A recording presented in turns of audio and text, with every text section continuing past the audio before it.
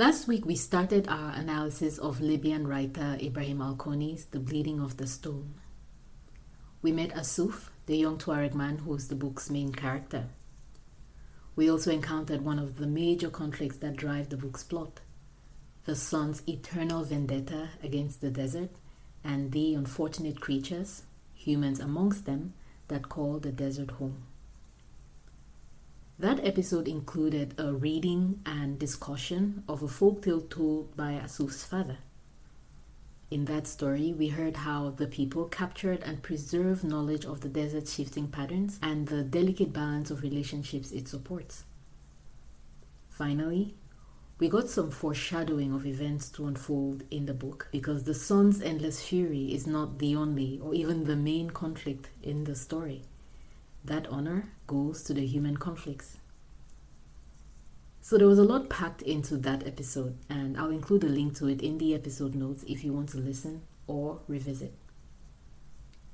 In this episode of the Mythological Africans podcast, we will explore some of the human relationships in The Bleeding of the Stone and examine how these relationships are influenced by their encounter with the desert. Hello, friends, and welcome to the Mythological Africans podcast, where we read and talk about stories from African mythology and folklore. I am your host, Helen Tunde.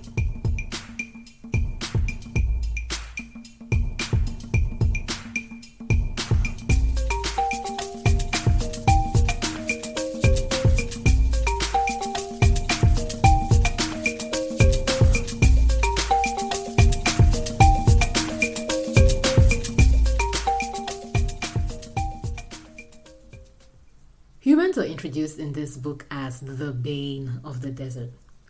They certainly are to naive and socially awkward Asouf, who finds humans to be a source of constant grief and turmoil. The young man is dealt more than an unfair hand in Al Koni's book.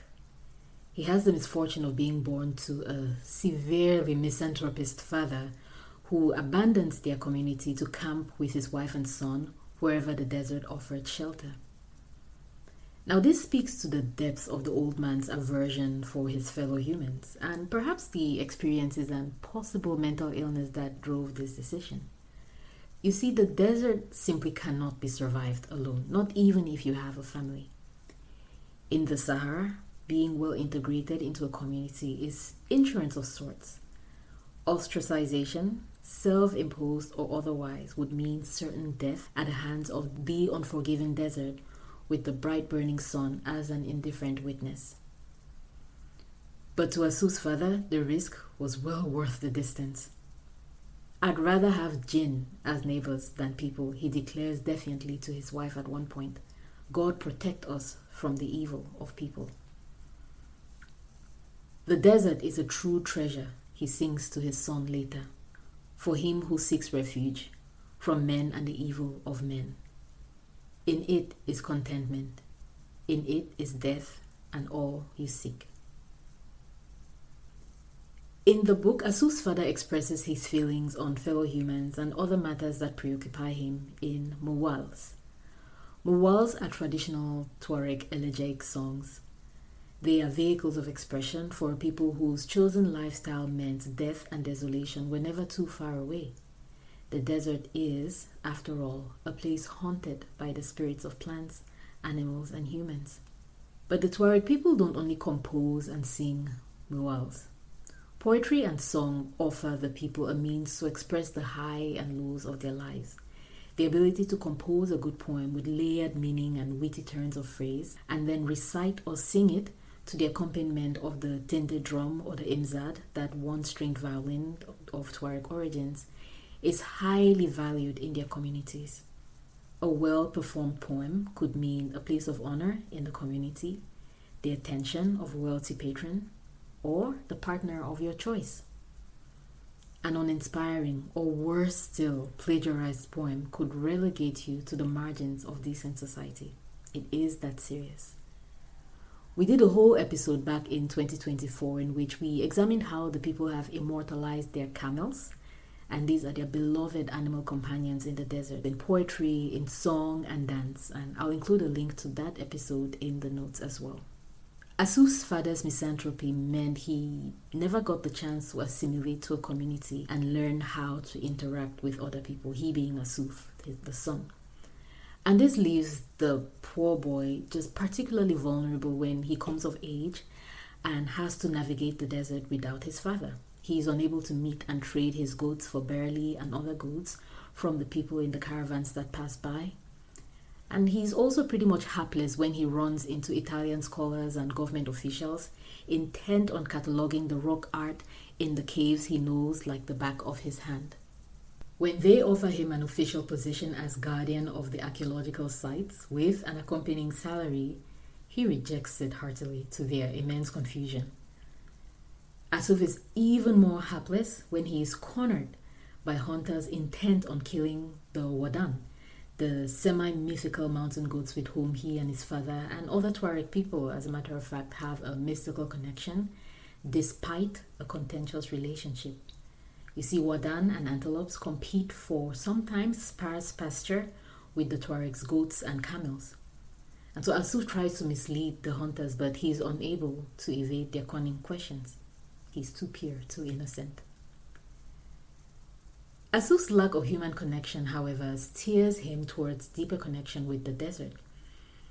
His father's declaration of loyalty to the desert jinn, and these are the various spirits that inhabit the desert, is a lived reality for Asouf. No declarations needed. The thousands of years old human figures carved into ancient rock are both ancestors and daily companions with whom he has actual conversations. The desert's valleys, ravines, boulders, and other landmarks, even the rain and the wind, everything but the sun, that old enemy, are friends on whose advice Asouf relies for information on what and where is safe and when. The antelopes and the Wadan are teachers and spirit guides. He learns the desert's deeper secrets from them and is even saved by a mysterious Wadan spirit when he ignores his father's injunction against hunting them and finds himself dangling from a cliff after chasing one further than was wise. Asouf gives up animal meat after that experience, a transformation so profound and extreme, his worried mother pleads with him to seek out the help of soothsayers who would give him the right talisman to cure his situation. But as we've established before, the desert is a faithless ally and a merciless teacher. One lesson ignored could easily mean certain death. About halfway through the book, Asouf finds himself alone in the wall. His father dies after falling and breaking his neck while chasing a Wadan. His mother is swept away in a flash flood created by the same rains they'd all welcomed and thanked God for. The period of flooding rains is followed by a drought so severe, one by one, Asouf's goats and camels die off. Left with no other resources or recourses, he seeks out the one creature in the desert he should avoid but couldn't: humans. And with that, as the chapter aptly names it, Asouf goes from the frying pan into the fire. We'll stop here for this week, but please come back next week for this year's final episode, in which we will examine the rest of Asouf's story and probe at the relationship other nomadic Saharan people have with the landscape. Thank you as always for listening.